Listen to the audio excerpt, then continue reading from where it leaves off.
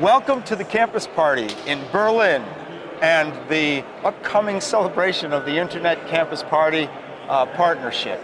This is a fantastic event, and I'm Ted Mooney. I think most of you know who I am. I'm the Senior Director for Membership and Chapters, and I'm Paul Brigner. I'm the Regional Bureau Director for North America for Internet Society.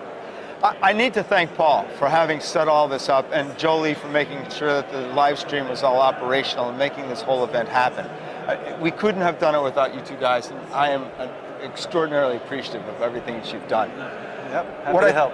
What I thought we'd do, I would like to talk a little bit about some of the things that we've already engaged in, but I think before that, people want to know a little bit about what we're doing here. Why is the Internet Society here with the campus party?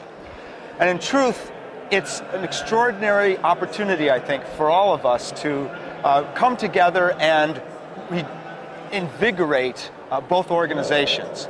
The Campus Party is a group of mostly young people, but not all young people, who are brought together by their love for technology. They engage in technology endeavors, whether it's building robots, a hackathon, building mobile apps, sharing information, and all of that.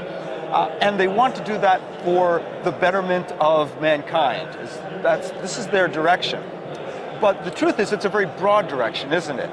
And if we look at what the Internet Society brings, we have a focus for a lot of that energy, that capability, and we share so many of the same values. We share the permissionless innovation that the Internet brings to everybody. We share the accessibility of that permissionless innovation for everybody in the world. And so there's a really strong confluence of values and of mission direction that we want to really channel to enable both organizations to do more. The partnership really makes sense. Before we go further, though, I think maybe we should talk a little bit about this event, where we're at, because some of the viewers may not understand what this Campus Party Europe is all about and how big it is and what kind of venue we're at. It's pretty impressive. So we're at the old Tempelhof Airport, and this hangar extends probably almost a kilometer in an arc around the old airport, and the entire hangar is filled with the stages like the one you see behind us. We were describing it earlier. From my view, this direction, there are at least 8 different stages, plus a main stage where we'll be speaking tomorrow, where all kinds of different events are taking place. And these people come from around the world and participate 24/7 for a week in all of these different activities. It's really, really amazing. Yeah, we've talked to some of the organizers throughout the week, and they've described how they have bussed in students from colleges around Europe and have organized groups to come from even further to be here all week. And the 24/7 nature of this is real. Like, they actually have tent cities. At either end of this massive facility, there's rooms that are full of tents, and it just seems to go on forever, where these kids are staying, sleeping on the concrete, and getting to know each other better, I suppose. It's a very close community, so I've never seen anything like it in my life. Think of it as a technology festival for geeks. The unofficial count is already over 9,000, and I think they are expecting a total of over 10,000 to actually participate with the ebb and flow for the entire week. But I don't think we could leave talking about the venue until we mention the food kiosks and the dedication to health food that seems to be lacking from any of the possible venues and places we might be able to get a meal here. That's for sure. I mean, it's there's some, though, local cuisine. So yeah, there is currywurst. And some other strange things that we've probably all partaken of. But you get pretty hungry doing this. We had some sausage, definitely. Lots of sausage. You know, you can't come to Germany and not have Wurst. But they have some ethnic food and the occasional cookie and muffins, and thank God, a 24/7 coffee place right by the main stage. So I kind of expected the coffee to be free, though, to be honest. In this kind of crowd, I expected it just to be and the Red Bull. Yeah, and the Red Bull too. And yeah, so you do have to pay, unfortunately. We'll have to change that when this comes to the United States, hopefully in 2013. That's to Silicon Valley. The idea is, we believe it's going to come to Silicon Valley and at Moffett Air Force Base, at the NASA Ames hangar that's out there.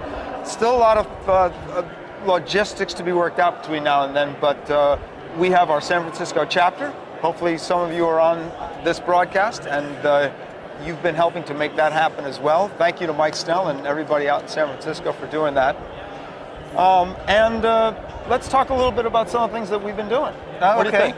You bet. Go ahead. So last night, it was a surprise to us that one of their speakers bailed or was moved to another venue, and they asked us if we would be ready to go on with a presentation of our own. And far be it from us to turn down such an opportunity, even though it gave us about two hours to prepare, as you can tell. Yeah. And our European director, Frederick Donk, came up with a great idea that we should do a panel around the theme of the future of the internet. And I hope all of you have had the chance to see the 4 videos that we have around the 4 potential scenarios for the internet in 10 years. The porous gardens, the boutique networks, the moats and drawbridges, and the common pool. So what we did is we presented with 4 of us. There is Vidya Pasanik, Frederick Donk, Paul, and myself on the panel. And what we did is we showed one of those videos and then had a quick discussion about the influence of that and what might happen in terms of either Europe or in terms of internet leadership going forward in the next 10 years. And then we invited discussion and questions from the audience after that. And to our little bit of a surprise, most of the seats were filled most of the time. Although there's a bit of an ebb and flow, as you can imagine, an event like this. And one of the great things that I recall from that is that a number of people came up and said, I've never heard of you. I've never heard of the Internet Society. What can I do to participate? What can I do to become a member? Yeah, I think that hopefully we motivated some of them to join the Internet Society, learn more about us, and that's really one of our primary goals here, to help recruit some of that new enthusiasm. And then this morning, we started early. We did. We started at 10 o'clock, and Paul, and he'll talk about in just a second, was on a panel that was talking about digital intellectual property, of which Paul's been involved in a long time, for those of you who know him. And it was quite an interesting panel. So Paul, why don't you go ahead and tell us a little bit about it? It was a good panel. We had someone there from the Creative Commons in Denmark, and we had another representative from the Pirate Party. So I was representing, of course, the Internet Society. The voice of reason. Well, I hope so. But what I pointed out is that the views that they were sharing were really very important, and they were expressing thoughts for what they thought might be the future, and they were pushing for those policy reforms. And I completely support that, and I wish them the best. I don't know that we're going to get there where they were talking about too soon. I think it's going to be a while before we have the major reforms that they mentioned. But in the near term, I think the Internet Society can play a very important role in bringing together the content creators, the internet service providers, others from the technology community to come up with some reasonable approaches that will hopefully help the internet grow and develop. So we are live, and we did have someone just walk in front of our screen. That's right. That's okay. Yeah, so it was quite interesting, some of the takes from the panel about the fact that business models have not kept pace with the technology innovation, and not just the technology innovation, but the ways in which people really want to acquire, create, develop, reacquire, reuse content. And it's important that our business models actually do keep up, and some of them were citing specific examples of how, if the organizations do restructure in a way that accommodates what users want, that they're not actually losing money. What they're doing is they're promoting a new business model that makes money in the future. I do think that's very true. Having worked pretty closely with the content creators, I think that they find the transition to be very daunting and difficult, and I understand that as well. So hopefully we will all work together and realize the vision of 7 billion people online, a completely new market that's open for distribution, and I think that would overwhelm the revenues that they're currently receiving with the audiences that they have today. So the future is bright, it's just getting there is not so easy. Yeah, I think there's a sort of a utopian view of the democratization of capitalism, which may or may not be possible, but the idea that some of them were talking about was that so much of the content that had been in the hands of the large organizations because they were the only ones who had the investment capacity to, say, market a global work of art or a novel or anything like that, that an individual couldn't possibly do. Now that advantage has gone away, and that those content owners can market their own work over the internet to very specific individuals or markets all by themselves at very, very low cost. And to that extent, there is a democratization of those business models. But I also think that there is a lot of creativity still in a lot of these organizations that have been doing this for a while, a lot of good experience. And the challenge, I think, for all of us at the Internet Society in particular is bringing those conversations to a head so that we're talking to each other and working through those solutions together, the content providers, the content creators, the local distributors, the global distributors, and merging those ideas and those needs with the technology that the Internet's making available. It's true. You know, I feel pretty special right now in the technology we're using. You know, you stop and think about it, this is pretty amazing stuff. We're streaming to our audience on the internet with great quality, and you know, it's special. So this is just a small example of what's possible. Yeah, it's terrific. It would take normally a studio, a couple of other producers, and who knows what else, makeup artists. And it would have to get somebody to hire us to do this professionally. I don't know. That's right. It's unlikely. So we're pretty jazzed to be able to do this, truly, truly. So a little bit about the rest of the day, well, I shouldn't say the day today, but tomorrow. Tomorrow. Big day. Tomorrow is a big day, and what we're doing tomorrow is we're starting off on the main stage where Christine Runiger, whom many of you know as a senior policy advisor here at the Internet Society, will be on a panel to discuss privacy in the digital world. Something she's very well versed in. She consults to the European Union and any number of other large policy-making organizations and think tanks on the whole issue of privacy in the new world. And we're very, very anxious and excited to see how that panel shapes up. It's going to be for an hour tomorrow. It'll be live streamed, I think, as well, like all of the sessions here are. So I would certainly invite anybody who's out there to take a look at this and listen to the panel and Twitter in your questions and comments. You bet, you bet. And the big event, though, that I'm very excited about is announcing the partnership. And this is something that, Ted, you've really spearheaded and created something where I think it's going to be really special for the foreseeable future and really change the Internet Society fundamentally, I think, over time. Well, I'm really excited about it, to be sure, and it came about with almost serendipitously. Some of you may remember for the Global INET, we were looking for panelists to participate in the panel that I was responsible for, which was the transformational power of social media. And among the people that I contacted early on was Paco Racajales, who is the president and founder of the Campus Party. And Paco and I became pretty quick friends for a lot of reasons and on more than one level, which was very exciting. And he was the one who then said, we really want all of our campuseros, all of the Campus Party members, to become members of the Internet Society. We want them to join chapters. This was his vision for the Campus Party regulars.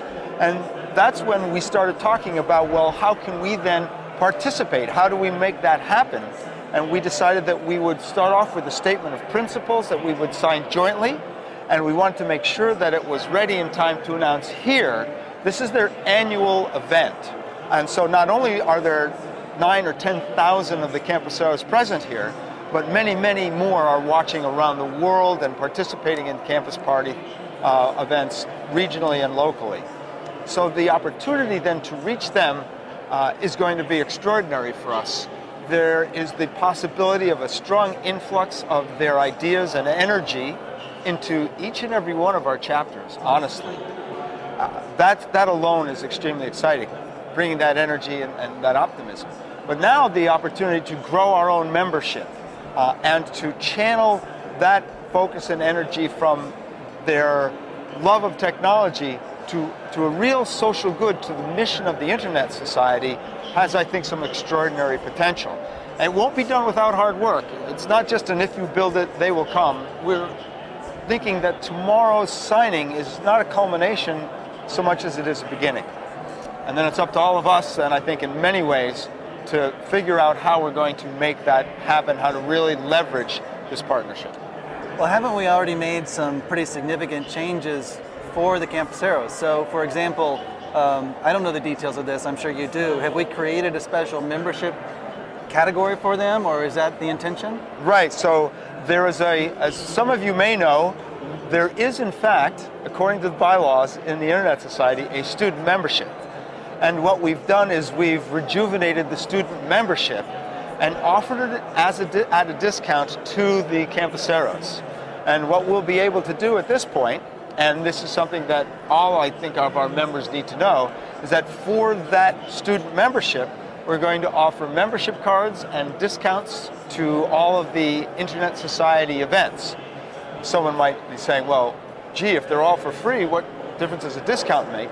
But in truth, as the future moves and we progress toward different types of models for different types of events, Global INET, Internet Hall of Fame, and many others, we expect that this opportunity to be a discounted entrant to a lot of these events will be meaningful. But even more than that, there's a little button on the Become a Member site that you can click that says, I am a campusero. And it will take them to a special sign-up page that will then allow them to join the Internet Society, either as a global member or as a campusero member, and then get these additional benefits. So it's a bit of an experiment. Yeah. But we believe, and we've talked to our friends and counterparts here at the campus party, that this has real opportunity to help infuse our student memberships with some real life.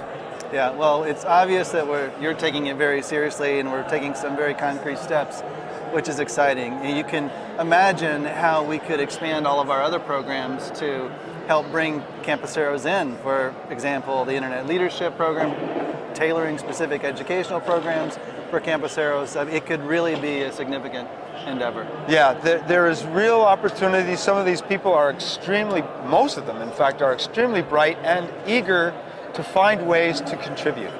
The fact that we have a channel like the Internet Leadership Program, I think, is significant. I also think that the opportunity for chapters is not just for new members, but new members to volunteer, to contribute, to work on projects. And that will be, I think, some of the telltale of whether or not this has really been a success or not. And I'm really hopeful that we'll be able to find those ways to channel that energy into our own chapter projects in particular. So let's see. One of the things we'll want from everybody out there is, how does this work? I expect you'll have questions about maybe how to contact campuseros in your own neighborhood, and certainly we want to help provide that. There's a lot more that we want to provide administratively for all of our chapters, so that they can contact proactively if they want to, or know how to react when they are contacted by the campuseros. So we'll be working with the membership group here to put those things together and provide you some real concrete information, some talking points, and some ideas that you may want to talk to them about. And we're also really interested in your ideas. So as you think this through and as you make contact, how can you then percolate those ideas up so that we can then spread that out to the rest of our organization and our membership? So think about that. You bet. And please contribute. Well, I think we're learning a lot from the campuseros and this organization just by being here too. The way they put this organization on is really, this event on is really unique. And maybe we can bring some of this to our events. I don't know. What do you think about we kind of do the multi-stage thing already, right? We do some of the multi-stage thing, not quite in this open format. Yeah, this is a little different. You know, so the acoustics can be a little bit challenging, as maybe you can already tell from the way you can hear us and what's going on in the background. But there is some bit about the energy, about always something happening, about having different projects, not just having talking heads and not just having workshops, but doing things, creating things. One of the things we talked about, and this is something I'd really like some feedback on, is sponsoring a contest for the campuseros. And maybe for not just the campuseros, but for our entire membership. To create, for example, a socially responsible game that can be played on a mobile phone. And offer this contest with certain criteria and have a real reward at the end of it, where it's a scholarship and it's a trip to the Internet Hall of Fame to meet Hall of Famers and maybe any number of things. And by creating that, one is we've channeled a lot of energy. We can give out multiple levels of awards. And think about then what we now have. These campuseros and our membership will have produced a social responsible game that we can now promulgate for free over the mobile internet. And right. Wouldn't that be special? It really would. Yeah, there's just so many opportunities here. While we have been here, I wanted to mention that we have run into a few of our longtime and very involved Internet Society members. And we've actually done some video interviews with them. Just behind us, I don't know if we've mentioned this since we went live or not, but behind us on the stage is Hans-Peter Dittler. And he is an officer. I'm not sure what his exact position is in the Germany chapter of the Internet Society, but I think he's been with that chapter since its formation. He's been with the German chapter since the beginning of the Internet Society, as far as I know. Yeah, and the German chapter is actually quite large, and it's one of the earliest. And also, Hans-Peter Dittler was himself a campusero. One of the reasons he was invited back is he's a Campus Party alum and an Internet Society member. So he's very encouraging of all these kinds of things that we're trying to do right now. He thinks there's real opportunity, as do we, and we hope you do as well. And there's opportunities to participate. One of the things we haven't talked about yet is some of the other things that the Campus Party does throughout the year. While they have this one annual event, one annual global event, throughout the rest of the year there are regional and country events. And so to the extent that we have chapters in any of those countries, upcoming, we know that there's a Brazilian campus party that's coming up soon. There's an Ecuadorian campus party that's coming up soon. So we would love for our LAC chapters to be involved with both of those and any others that we can find out that are upcoming. And I'm sure that there are others throughout Europe and Asia throughout the course of 2013, and as we said, the Silicon Valley coming next year. Yeah, I have a feeling it's not going to be too hard to get chapters involved, because these are actually a lot of fun. When you come here and you get to see the kids working and all of their enthusiasm and their dedication to all these different kind of projects that are going on around here, it is very, very cool. It's inspiring to see what kind of youth are, how they're focused on technology and so many different types of technology in a venue like this. I'm definitely inspired and happy I had a chance to see it. It's cool stuff. It really is. It really is. So that's it for Campus Party for the most part. We'll be here through tomorrow. I'll be up and I'll be closing with a signing ceremony for our agreement and talking briefly about why this opportunity is important and the values that we share, a little bit about why we believe it's so important to be supporting the accessible, open, global, and multi-stakeholder governed internet. And then the next steps, which will be to continue and build upon the momentum that we've started here.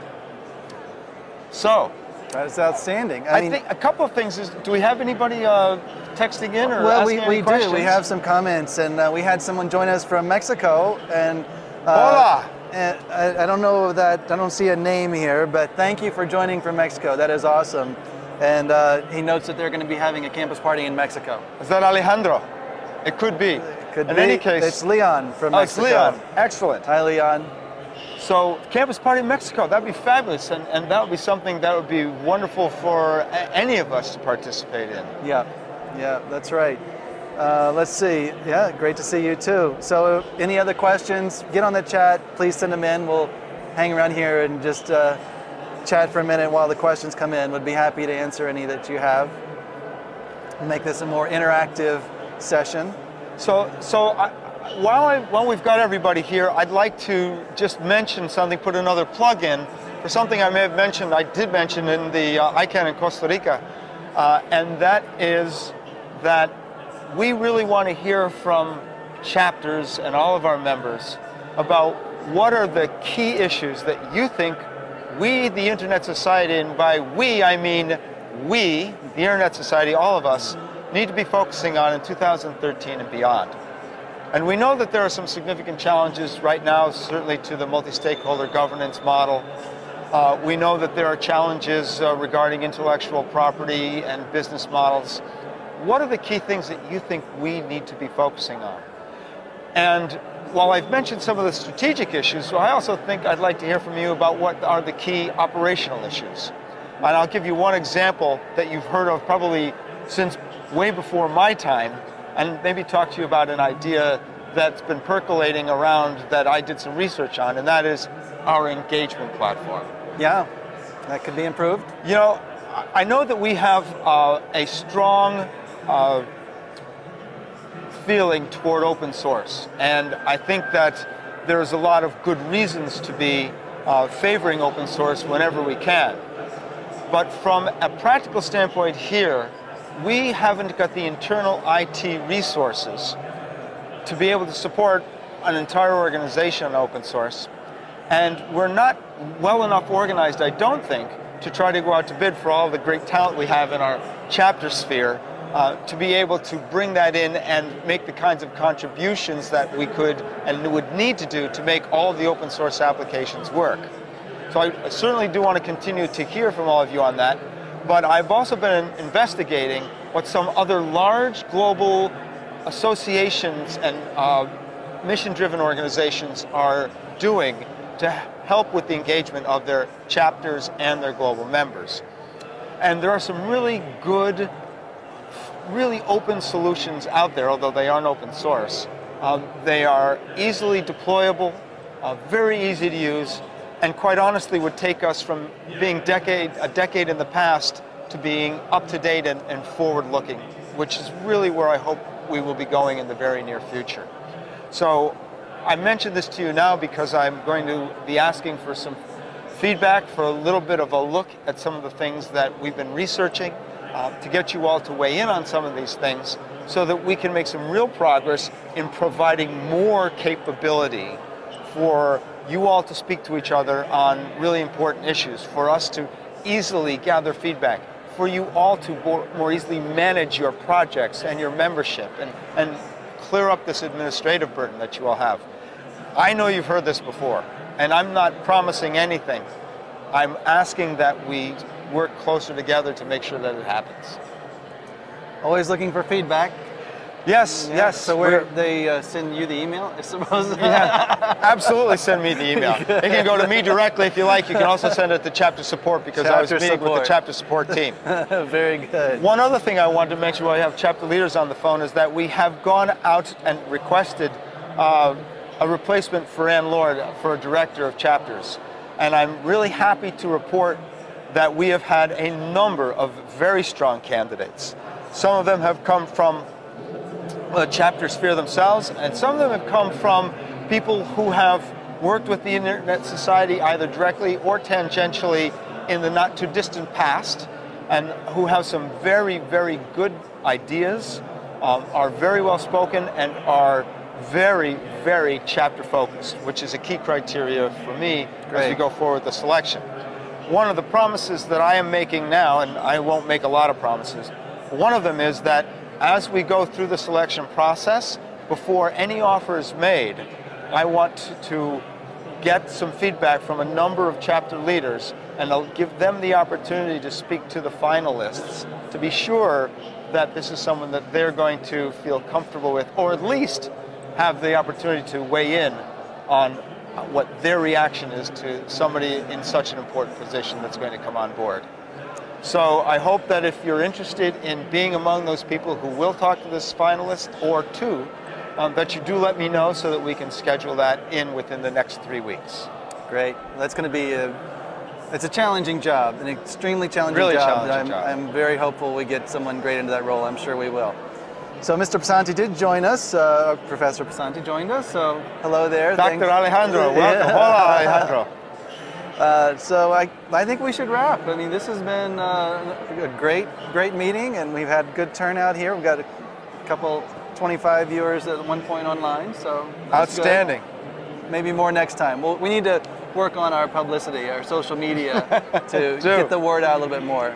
I think a little bit more planning as well. One of the things I have to say, and again, I started my my speaking with this, and I want to certainly say it again here at the end, that Paul has been just really instrumental in enabling this kind of opportunity with his love of audiovisual and broadcast, that we're able to put this together and bring you out something live from this campus party event. And we're going to try and do more and more of that. We want to make this more common, and by so doing, we'll be able to actually plan around it and get more information out to you and get other ways that you all can participate as well. So great thank you to Paul. Well, great shout out to Jolie, who's been really, the brick for our live stream capability since before I joined, and I want to thank Jolie again as well. You bet. Well, we're making some strides. It's exciting on all fronts. So thank you all for joining from Campus Party Europe. Yeah, let's, any last comments here? Last comments? We'd like to just hear if there's anything more that you have to say. Otherwise, really thank you for joining. So I understand we have Leon that says don't miss Campus Party by night because a lot of things happen at night. I don't know. I don't think I'm going to hang around tonight. I don't know if I want to see that. I'm sorry, this already is night for a lot of us, isn't it? No, but you're right. And the hackathon, the 24-hour hackathon, for example, started at 9 o'clock tonight. So it's going to go through 9 o'clock tomorrow. They're just getting geared up right now. Yeah, Campus Party at night is quite an event. In fact, just an interesting statistic that we were told, if you judge by the usage of the network, when you look at the network statistics, it's completely flat for 24 hours, which is to say there's every bit as much network activity at 3 in the morning as there is at 3 in the afternoon, as there is at 8 in the morning, as there is at 10 at night. And as you can imagine, they have a pretty robust internet connection here. I think that they've got a graph over there showing the 100 gigabit link that they're pushing almost to the max. It's impressive. So, well, there we go. Thank you all for joining us. I hope this has been at least some fun for all of you. A little time out, a little bit of us bringing you some of our experience, and I hope that in the future, some of you bringing that experience to the rest of us as well. You bet. So all the best from Berlin. Thanks so much. Thank you for joining. Good night, or good day.